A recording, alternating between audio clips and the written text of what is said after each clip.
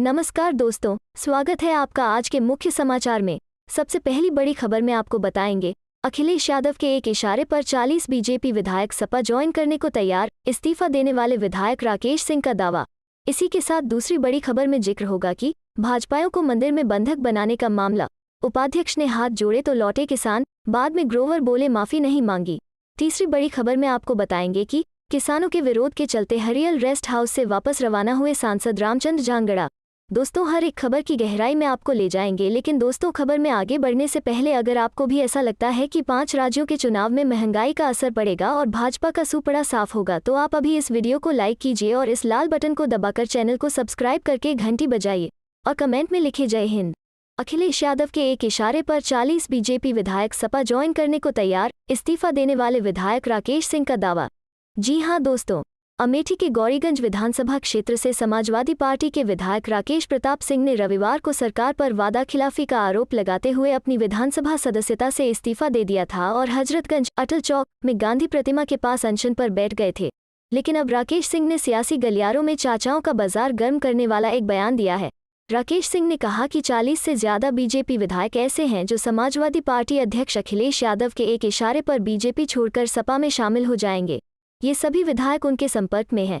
राकेश प्रताप सिंह ने सरकार पर झूठ बोलने का आरोप लगाते हुए रविवार को इस्तीफा दे दिया था। उन्होंने कहा था, हमने कुछ मांगे उठाई थी और सरकार ने पूरा करने का सदन में आश्वासन दिया था, लेकिन पूरा नहीं किया। सरकार झूठ बोलती है, इसलिए सदन में बैठने का कोई औचित्य नहीं है। अधिकारीगण लोकतांत्रिक व्यवस्था को कमजोर करने में लगे हैं, चुनी हुई सरकारों का निर्देश नहीं मानते हैं। इस्तीफे में उन्होंने अपने विधानसभा क्षेत्र के 2 टूटे सड़क मार्ग का जिक्र किया था। उन्होंने क्षतिग्रस्त मार्गों के निर्माण के सिलसिले में अपने प्रयासों की याद दिलाते हुए कहा कि 25 फरवरी 2021 को सदन में सरकार ने यह आश्वासन दिया था कि उक्त मार्गों का निर्माण 3 माह से भी कम समय में पूरा हो जाएगा, लेकिन अभी तक कार्य प्रारंभ नहीं हो सका है। चलते हैं अगली खबर की तरफ। भाजपाइयों को मंदिर में बंधक बनाने का मामला, उपाध्यक्ष ने हाथ जोड़े तो लौटे किसान, बाद में ग्रोवर बोले माफी नहीं मांगी। जी हाँ दोस्तों, हरियाणा के रोहतक जिले में भाजपा प्रदेश उपाध्यक्ष एवं पूर्व मंत्री मनीष ग्रोवर शुक्रवार को एक बार फिर किसानों के निशाने पर आ गए। किसान आंदोलन के बीच ग्रोवर और तमाम भाजपा नेता सुबह करीब 9:30 बजे किलोई के प्राचीन शिव मंदिर में पीएम नरेंद्र मोदी का कार्यक्रम देखने पहुंचे। सूचना मिलते ही किसान इकट्ठे होने लगे। भीड़ बढ़ती देख पुलिस ने मंदिर के दोनों गेट बंद कर घेराबंदी कर ली। किसानों ने भी मंदिर से निकलने वाली दोनों सड़कें वाहन लगाकर बंद कर दी। किसानों का कहना था कि संयुक्त किसान मोर्चा ऐलान कर चुका है कि आंदोलन के दौरान भाजपा जजपा नेता गांवों में जाएंगे तो उनका विरोध किया जाएगा। फिर भी ग्रोवर यहां आए, वो इसके लिए माफी मांगे और कहे कि जब तक आंदोलन चल रहा है गांव में नहीं आएंगे। उसके बाद दिन भर हाई वोल्टेज ड्रामा चला। एक एक कर पुलिस और प्रशासनिक अधिकारी पहुंचते गए। शाम को स्थिति काफी तनावपूर्ण हुई तो एसपी सोनीपत राहुल शर्मा और फोर्स पहुंची। अर्धसैनिक बल भी तैनात कर दिए गए। ऐसा लग रहा था कि पुलिस भाजपाइयों को निकालने के लिए बल प्रयोग कर सकती है। इसी बीच 5:15 बजे ग्रोवर हुड्डा खाप के नेताओं के साथ मंदिर की बालकनी पर आए और 3 बार बोले कि अब यहाँ नहीं आऊंगा और हाथ जोड़ दिए।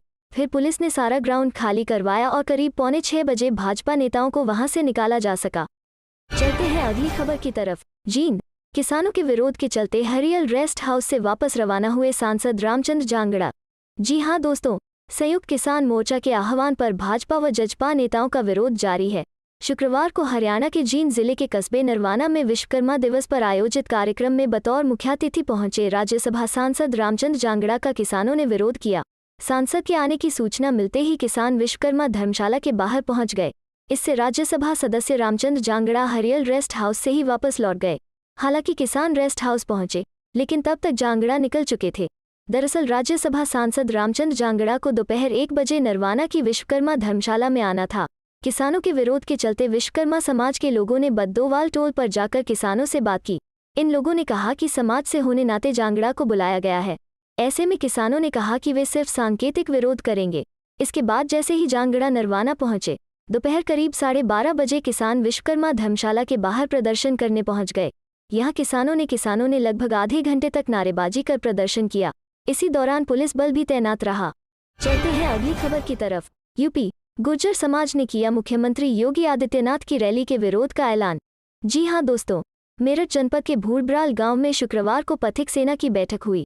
इस दौरान गुर्जर समाज ने मुख्यमंत्री योगी आदित्यनाथ की रैली के विरोध का ऐलान किया। उन्होंने खेल विश्वविद्यालय का नाम कोतवाल धन सिंह गुर्जर के नाम पर रखने की मांग की। वहीं बैठक में अध्यक्षता चौधरी अंतराम तंवर और संचालन प्रवेश गुर्जर ने किया। गुर्जर स्वाभिमान आंदोलन के नेता मुखिया गुर्जर और रविंद्र भाटी बैठक में मुख्य वक्ता रहे। उन्होंने बताया कि राज्य सरकार के परिवहन मंत्री अशोक कटारिया ने मेरठ में गुर्जर सम्मेलन करने की घोषणा करते हुए मुख्यमंत्री योगी को मुख्य अतिथि के रूप में बुलाने की बात कही है, लेकिन गुर्जर समाज इसका विरोध करेगा। मुखिया गुर्जर ने कहा कि मुख्यमंत्री योगी आदित्यनाथ ने 22 सितंबर को ग्रेटर नोएडा के दादरी में गुर्जर प्रतिहार सम्राट मिहिर भोज की मूर्ति का अनावरण किया। इस आयोजन में गुर्जर समाज के नाम पर कालिक पोतकर समाज का अपमान हुआ। पूरे देश के गुर्जर समाज में आक्रोश है। अब समाज ने स्वाभिमान बचाओ आंदोलन चला रखा है, लेकिन गुर्जर समाज को फिर अपमानित करने का प्रयास किया जा रहा है। वहीं रविंद्र भाटी ने कहा कि यदि मुख्यमंत्री मेरठ में निर्माणाधीन खेल विश्वविद्यालय का नाम कोतवाल धन सिंह गुर्जर के नाम पर रखते हैं और जेवर एयरपोर्ट का नाम गुर्जर प्रतिहार सम्राट मिहिर भोज के नाम पर रखते हैं, तभी समाज उनका स्वागत करेगा। चलते हैं अगली खबर की तरफ। राहुल का मोदी सरकार पर निशाना, बोले भगवान श्री कृष्ण से सीखो, धर्म जाति के नाम पर बांटना बंद करो। जी हाँ दोस्तों, कांग्रेस सांसद राहुल गांधी ने गोवर्धन पूजा के मौके पर आज प्रधानमंत्री नरेंद्र मोदी और भाजपा सरकार को निशाने पर लिया है। राहुल गांधी ने कहा है कि जैसे भगवान श्री कृष्ण ने गोवर्धन पर्वत के नीचे हर किसी को सुरक्षा दी, उसी तरह आज भी सबको सुरक्षा मिलनी चाहिए। देश में धर्म और जाति के नाम पर बंटवारा बंद किया जाना चाहिए। कांग्रेस के पूर्व अध्यक्ष राहुल गांधी ने शुक्रवार दोपहर किए ट्वीट में लिखा, भगवान श्री कृष्ण ने गोवर्धन पर्वत के नीचे सभी को सुरक्षा दी थी, आज भी बिना भेदभाव सभी की सुरक्षा करनी होगी। धर्म मजहब जाति के नाम पर भारत को बांटना बंद करो। राहुल गांधी ने अपने ट्वीट में नरेंद्र मोदी और भाजपा का जिक्र नहीं किया है, लेकिन साफ है कि उनके निशाने पर यही है। राहुल गांधी कई बार केंद्र की नरेंद्र मोदी सरकार और भाजपा शासित राज्यों को लेकर ये कह चुके हैं कि वहां अल्पसंख्यकों, महिलाओं और दूसरे कमजोर तबकों को दबाया जा रहा है। हाल ही में त्रिपुरा में मुसलमानों पर हमलों को लेकर उन्होंने ट्वीट करते हुए कहा था कि वहां मुस्लिमों के साथ ठीक बर्ताव नहीं हो रहा है। राहुल गांधी ने गुरुवार को दिवाली की बधाई देते हुए जो ट्वीट किए थे, उसमें भी महंगाई के लिए मोदी सरकार को निशाने पर लिया था, वहीं एकता से रहने पर जोर दिया था। राहुल ने ट्वीट कर कहा था, दीपक का उजाला बिना किसी भेदभाव के सबको रोशनी देता है, यही दीपावली का संदेश है। अपनों के बीच दिवाली हो, सबके दिलों को जोड़ने वाली हो। एक और ट्वीट में राहुल ने लिखा था, दिवाली है, महंगाई चरम पर है, व्यंग्य की बात नहीं है। काश मोदी सरकार के पास जनता के लिए एक संवेदनशील दिल होता। चलते हैं अगली खबर की तरफ। यूपी चुनाव से पहले राकेश टिकैत का बड़ा ऐलान, किसी नेता के साथ मंच नहीं करेंगे साझा। जी हां दोस्तों, भारतीय किसान यूनियन के राष्ट्रीय प्रवक्ता राकेश टिकैत ने उत्तर प्रदेश में आगामी विधानसभा चुनाव से पहले बड़ा ऐलान किया। टिकैत ने कहा, चुनाव का दौर शुरू हो चुका है, लेकिन हम किसी भी नेता के साथ मंच शेयर नहीं करेंगे। उन्होंने कहा, किसान किसी से कमजोर नहीं है। यूपी विधानसभा चुनाव को लेकर पूछे गए सवाल पर टिकैत ने कहा, आजकल बुवाई का टाइम चल रहा है, जो जैसा बोएगा वैसी ही फसल काटेगा। राकेश टिकैत मेरठ पहुंचे थे। उन्होंने पीएम मोदी के बयान का जिक्र करते हुए कहा कि सरकार का दावा है कि 2022 तक फसल के रेट दोगुने हो जाएंगे। अगर जनवरी तक के रेट दोगुने हुए तो लोग वोट इनको दे देंगे, और अगर फसलों के रेट दोगुने नहीं हुए तो दूसरों को दे देंगे। महंगाई को लेकर राकेश टिकैत ने कहा कि जितना प्रचार पेट्रोल और डीजल की कीमतें कम होने पर किया जा रहा है, उतना प्रचार कीमतें बढ़ने पर नहीं हुआ। उन्होंने कहा कि कीमतें अगर 40 रुपये बढ़ाकर 5 रुपये कम कर दी गईं, तो कीमतें घटाने की चर्चा ज़्यादा है। उन्होंने कहा, सिलेंडर के दाम को लेकर उन्होंने कहा कि कीमतें 3 गुनी हुई हैं। चलते हैं अगली खबर की तरफ। पीएम मोदी का केदारनाथ दौरा, कांग्रेस की पहली प्रतिक्रिया आई सामने, कहा प्रधानमंत्री ने फिर किया निराश। जी हां दोस्तों, प्रधानमंत्री नरेंद्र मोदी के केदारनाथ दौरे को लेकर उत्तराखंड कांग्रेस की पहली प्रतिक्रिया सामने आई है। कांग्रेस ने कहा कि प्रधानमंत्री के दौरे ने निराश किया है। कांग्रेस ने कहा कि न देवस्थानम बोर्ड पर, न कुमाऊं की आपदा के पैकेज पर, न बेरोजगारों पर और न ग्रीन बोनस पर प्रधानमंत्री ने कोई घोषणा की। पीएम का प्रवचन केवल अपने चुनावी एजेंडे पर केंद्रित रहा। कांग्रेस ने प्रधानमंत्री नरेंद्र मोदी के केदारनाथ धाम दौरे को उत्तराखंड की जनता के लिए घोर निराशाजनक बताया। चलते हैं अगली खबर की तरफ। कांग्रेस का आरोप, त्रिपुरा में जानबूझकर हिंसा भड़काई गई, राज्य सरकार बर्खास्त हो। जी हां दोस्तों, कांग्रेस ने त्रिपुरा में भाजपा और विश्व हिंदू परिषद (वीएचपी) द्वारा जानबूझकर सांप्रदायिक घृणा को भड़काने का आरोप लगाया है। कांग्रेस ने राज्य सरकार को बर्खास्त करने की मांग की है। दरअसल, राष्ट्रीय मानवाधिकार आयोग द्वारा त्रिपुरा के उत्तरी जिले में हुई हालिया हिंसा के संबंध में रिपोर्ट मांगने के बाद कांग्रेस ने भी इस मामले में विहिप पर आरोप लगाए हैं। फिलहाल एनएचआरसी ने त्रिपुरा के मुख्य सचिव, पुलिस विभाग के डीजीपी और राज्य मानवाधिकार आयोग के सचिव से तृणमूल कांग्रेस के राष्ट्रीय प्रवक्ता साकेत गोखले की शिकायत पर अपनी बात रखने को कहा है। चुनाव नतीजों के बाद पैनिक मोड में आए मोदी सरकार क्या किसान आंदोलन पर भी यू टर्न लेगी?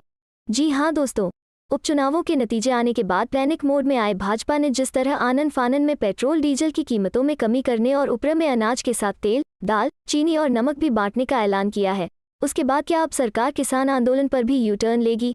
खास तौर से तब जब यह बात साफ तौर पर उभर कर आ गई है कि किसान आंदोलन के प्रभाव का जो मुख्य इलाका है दिल्ली के आसपास का हरियाणा, राजस्थान, हिमाचल, वहां भाजपा का सुपड़ा पूरी तरह साफ हो गया है। हिमाचल में भले अभी अन्य इलाकों जैसा आंदोलन न हो, परंतु हाल के दिनों में सेब उत्पादक किसानों में वहां अदानी के प्राइस मैनिपुलेशन के खिलाफ जबरदस्त गुस्सा है और अदानी के पूरे खेल को 3 कृषि कानूनों से जोड़कर देखा जा रहा है। न सिर्फ मंडी की लोकसभा सीट और तीनों विधानसभा सीटों को भाजपा ने खो दिया है, बल्कि अग्रणी सेब उत्पादक शिमला की कोटखाई सीट पर तो भाजपा उम्मीदवार को महज 2644 वोट 4.61% मिले और उसकी जमानत जब्त हो गई। इसी तरह दक्षिण भारत में किसान आंदोलन के सर्वाधिक प्रभाव वाले राज्य कर्नाटक में मुख्यमंत्री के गृह क्षेत्र में भाजपा खेत रही।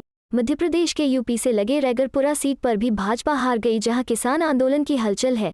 3 कृषि कानूनों के खिलाफ अपनी फसल की उचित कीमत के लिए लड़ते किसानों तथा मेहनतकशों के भाजपा विरोधी आक्रोश में आसमान छूती महंगाई, चौपट कारोबार और बेकारी ने आग में घी का काम किया है, जिसका खामियाजा भाजपा को भुगतना पड़ा है। संयुक्त किसान मोर्चा ने कहा है कि विधानसभा उपचुनाव में विशेषकर हरियाणा, हिमाचल प्रदेश और राजस्थान में जहां जहां किसान आंदोलन ने अपनी ताकत लगाकर मतदाताओं से किसान विरोधी नीतियों के लिए भाजपा को दंडित करने का आग्रह किया था, वहां परिणाम भाजपा के खिलाफ गए। उपचुनाव के नतीजे भारतीय जनता पार्टी के लिए एक चेतावनी है।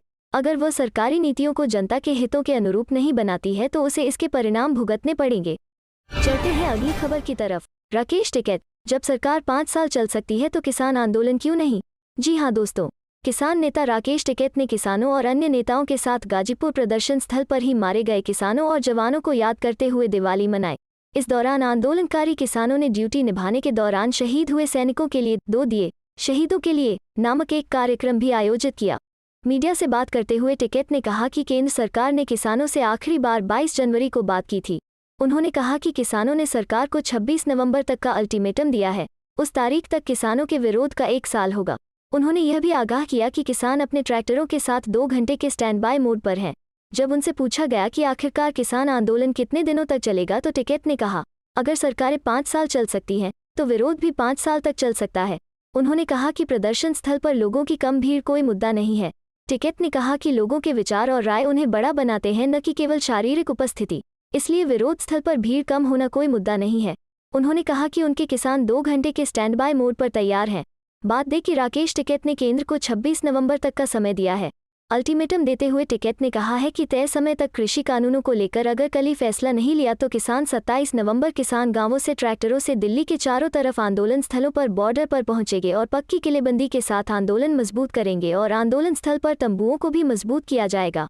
चलते हैं अगली खबर की तरफ। हरियाणा ने घटाया पेट्रोल पर वैट लेकिन डीजल पर बढ़ा दिया। कांग्रेस का दावा, लूटजीवी का खेल देखिए। जी हाँ दोस्तों, दिवाली से एक दिन पहले 3 नवंबर को केंद्र सरकार ने पेट्रोल पर 5 रुपये और डीजल पर 10 रुपये तक उत्पाद शुल्क की कटौती की थी। ऐसे में राज्य सरकारों की तरफ से भी वैट की दरें घटाई गईं, जिससे आम लोगों को बढ़ती महंगाई में थोड़ी राहत मिली है। हालांकि इस बीच कांग्रेस के महासचिव रणदीप सुरजेवाला ने हरियाणा सरकार को लूटजीवी बताया है। सुरजेवाला ने आरोप लगाया कि मनोहर लाल खट्टर सरकार पेट्रोल पर वैट तो घटाया लेकिन डीजल के दाम कम करने की जगह बढ़ा दिया है। अपने एक ट्वीट में सुरजेवाला ने लिखा, लूटजीवी खट्टर दुष्यंत जोड़ी का खेल देखिए। एक्साइज दर घटाने के बहाने चोर दरवाजे से हरियाणा में पेट्रोल पर वैट 1 रुपया और 12 पैसे घटाकर डीजल पर 1 रुपया और 78 पैसे बढ़ा दिया। लूट में छूट के नाम पर भाजपा जजपा के झूठ को प्रदेशवासी जानते भी हैं और समझते भी हैं। शर्म आनी चाहिए ऐसी जनविरोधी सरकार को। इससे पहले रणदीप सुरजेवाला ने केंद्र द्वारा पेट्रोल डीजल के दाम में कटौती करने को हाल ही में हुए उपचुनावों में भाजपा को मिली हार से जोड़ा था। उन्होंने कहा था कि टैक्सजीवी मोदी सरकार को सबक सिखाने के लिए देशवासियों को बधाई। सुरजेवाला ने कहा था, मोदीनॉमिक्स के जुमले को समझिए। 2021 में पेट्रोल 28 रुपये और डीजल 26 रुपये तक बढ़ाए गए। वहीं उपचुनाव में 29 में से 14 सीटों के हारते ही पेट्रोल और डीजल के रेट को क्रमशः 5 और 10 रुपये घटा दिया गया। उन्होंने कहा कि भाजपा इसे प्रधानमंत्री की तरफ से लोगों को दिवाली का तोहफा बता रही है। चलते हैं अगली खबर की तरफ। पीएम मोदी का केदारनाथ दौरा, कांग्रेस ने बताया राजनीतिक मार्केटिंग, जवाब में शिवालयों में किया जलाभिषेक। जी हां दोस्तों, प्रधानमंत्री नरेंद्र मोदी केदारनाथ यात्रा को कांग्रेस ने राजनीतिक मार्केटिंग करार दिया है, जिसके जवाब में कांग्रेस नेता और कार्यकर्ताओं प्रदेश के हर जिले में स्थित 12 शिवालयों में जलाभिषेक किया। पूर्व मुख्यमंत्री और कांग्रेस के नेता हरीश रावत ने प्रधानमंत्री नरेंद्र मोदी केदारनाथ दौरे के जवाब में हरिद्वार के कंखल में तिलभांडेश्वर महादेव मंदिर में रुद्राभिषेक किया। इस अवसर पर हरीश रावत का मंदिर के पुजारियों ने स्वागत किया। उन्होंने तिलभांडेश्वर महादेव मंदिर से दक्षेश्वर महादेव मंदिर तक पदयात्रा भी की। जानकारी के मुताबिक इस दौरान जलाभिषेक में केदारनाथ से लाए गए जल और गंगाजल का प्रयोग किया गया, पूजा अर्चना की गई। इसके साथ ही भाजपा को सन्मति दे भगवान भजन गाया गया। कैलाश खेर के गाए भजन को भी गाया गया। पीसीसी अध्यक्ष गणेश गोदियाल ने बताया है कि 5 नवंबर को कांग्रेस कार्यकर्ताओं ने अपने अपने क्षेत्र के शिवालयों को जलाभिषेक से शिवलिंगों को अभिभूषित किया। चलते हैं अगली खबर की तरफ। उपचुनाव के नतीजे बदलाव के साफ संकेत। जनता भाजपा के शासन से तंग आ चुकी है। कांग्रेस। जी हां दोस्तों, कांग्रेस की जम्मू कश्मीर इकाई ने बुधवार को दावा किया कि हिमाचल प्रदेश और अन्य राज्यों में हुए हालिया उपचुनाव के नतीजे बदलाव का स्पष्ट संकेत है, क्योंकि जनता केंद्र की भाजपा नीति सरकार से तंग आ चुकी है। मंगलवार को आए 29 विधानसभा सीटों के उपचुनाव के नतीजों में भाजपा और उसके सहयोगी दलों को 14 पर जीत मिली, जबकि कांग्रेस ने 8 सीटों पर जीत दर्ज की। हिमाचल प्रदेश को छोड़कर अन्य राज्यों में अधिकतर सीटें सत्तारूढ़ दल के खाते में आईं। हिमाचल प्रदेश में कांग्रेस ने सभी 3 विधानसभा सीटें और मंडी लोकसभा सीट भाजपा से छीन ली। पार्टी उम्मीदवारों की जीत का जश्न मनाते हुए जम्मू एवं कश्मीर प्रदेश कांग्रेस समिति (जेकेपीसीसी) ने कहा कि भाजपा अध्यक्ष जेपी नड्डा अपने गृह राज्य में बुरी तरह हार गए। जेकेपीसीसी ने कहा, हिमाचल प्रदेश और अन्य राज्यों की जनता ने बदलाव के साफ संकेत दिए हैं, क्योंकि वे केंद्र की भाजपा नीति सरकार के प्रदर्शन से तंग आ चुके हैं। उन्होंने कहा कि बड़े पैमाने पर बेरोजगारी और बढ़ती महंगाई के कारण देश में बदलाव की हवा चल रही है। चलते हैं अगली खबर की तरफ। पटाखों पर बैन, फिर भी रात भर आतिशबाजी। अब जहरीली हवा में सांस लेने को मजबूर उत्तर प्रदेश। जी हां दोस्तों, उत्तर प्रदेश की योगी सरकार ने दिवाली के मौके पर यूपी के नोएडा समेत कई शहरों में पटाखों पर पूरी तरह बैन लगा दिया था। दूसरी तरफ कई जिलों में 2 घंटे के लिए सिर्फ ग्रीन पटाखे चलाने की इजाजत दी गई थी। इसके बावजूद लोगों ने रोशनी के त्योहार में जमकर आतिशबाजी की। हालात यह हुए दिवाली के अगले दिन शुक्रवार की सुबह को कमोबेश उत्तर प्रदेश के हर शहर की वायु गुणवत्ता खतरनाक श्रेणी में चली गई। कहीं कहीं तो सांस लेना भी खतरनाक हो गया। दिल्ली एनसीआर में शुक्रवार को वायु प्रदूषण के कारण धुंध छाया रहा। एक तरफ सुप्रीम कोर्ट ने पटाखे बेचने और खरीदने पर प्रतिबंध लगा रखा था, दूसरी तरफ राज्य सरकार ने भी सख्ती के आदेश दिए थे, लेकिन सारे आदेश धरे रह गए। भले ही यूपी में 2 घंटे के लिए आतिशबाजी की टाइमिंग निर्धारित की गई थी, लोगों ने देर रात तक पटाखे चलाए। इसके चलते दिल्ली एनसीआर, पश्चिमी उत्तर प्रदेश में जबरदस्त वायु प्रदूषण हुआ। मेरठ में कई स्थानों पर देर रात AQI 500 के पार चला गया। इसके अलावा यूपी की राजधानी लखनऊ के साथ कानपुर, नोएडा, गाजियाबाद, मेरठ, आगरा, वाराणसी में भी वायु प्रदूषण रहा। चलते हैं अगली खबर की तरफ। यूपी कन्नौज में अखिलेश यादव बोले, मतभेद भुलाकर चुनाव की तैयारी में जुटे, भाजपा के झूठ का पर्दाफाश करो। जी हां दोस्तों, उत्तर प्रदेश के कन्नौज में सपा के राष्ट्रीय अध्यक्ष अखिलेश यादव ने सैफई से लखनऊ जाते समय एक्सप्रेसवे पर ठठिया विशिष्ट मंडी कट पर पहुंचते ही कार्यकर्ताओं को देखकर अपना वाहन रुकवा दिया। उन्होंने सपाइयों को दिवाली पर्व की बधाई दी, साथ ही कहा कि जनता के बीच जाकर खूब जनसंपर्क करो, सपा के कामकाज गिनाओ, भाजपा के झूठ का पर्दाफाश करो। उन्होंने कहा कि मतभेद भुलाकर चुनाव की तैयारी में जुटने की जरूरत है। विधानसभा चुनाव में तीनों सीटें सपा के खाते में आनी चाहिए। अखिलेश यादव गुरुवार को पत्नी डिंपल यादव के साथ सैफई से लखनऊ जा रहे थे। इसकी भनक लगते ही पार्टी के पदाधिकारी व कार्यकर्ता ठठिया विशिष्ट मंडी कट पर पहुंच गए। कार्यकर्ताओं को देख सपा मुखिया ने काफिला रोक लिया। वाहन से बाहर निकलकर सपा के जिला प्रवक्ता विजय द्विवेदी से बातचीत करने के बाद मौजूद सपाइयों को संबोधित किया।